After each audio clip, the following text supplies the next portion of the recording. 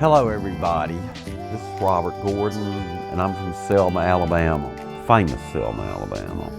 And this is the Navy veteran. I don't know why I do this. I've done it all my life, tormented people, but not really in a bad way, just in a fun way.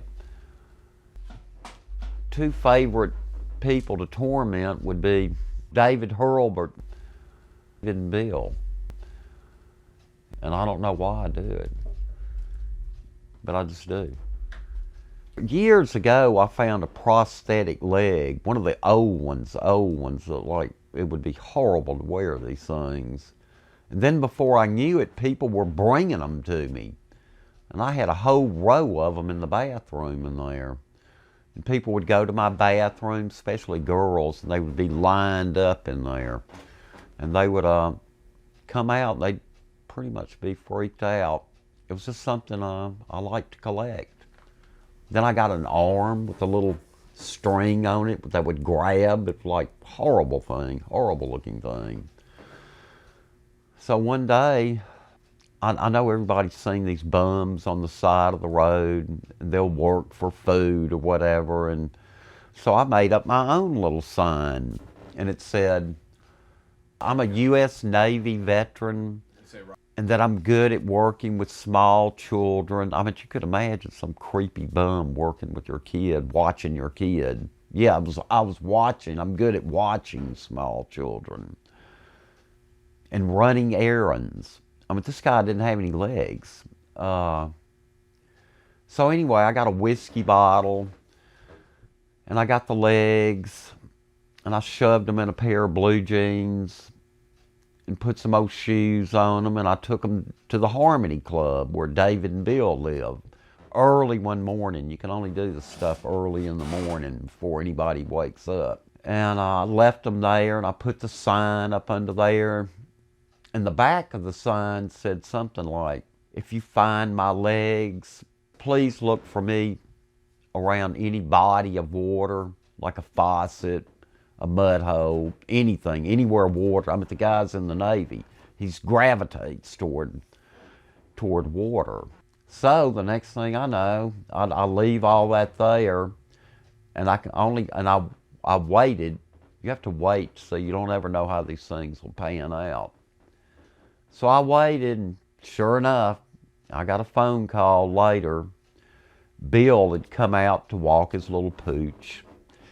And he looks up under his truck, and there's these legs sticking out and shoes on them. And he thought he had killed somebody and didn't know it. Ran over a bum, and it just drug him up.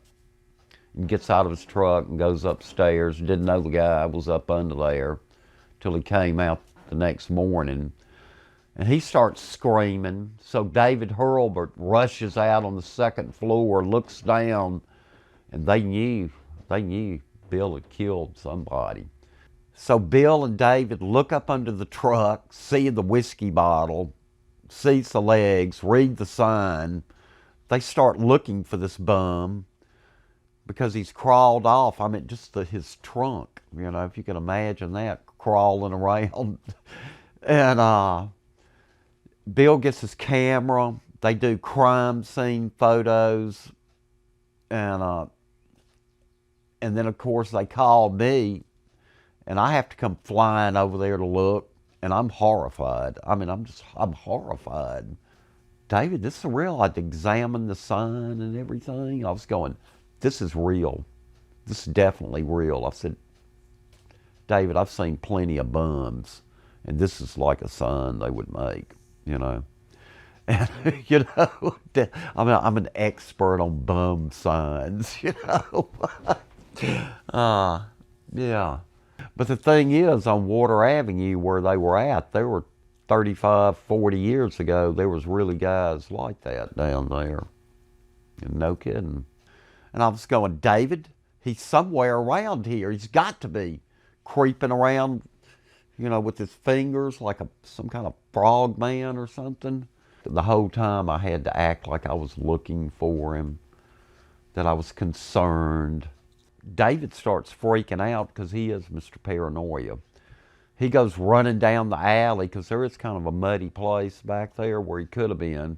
And I said, I bet he scuttled up the side of your building because you know how they get strong, he had his legs are gone, therefore his fingers are like have superhuman strength.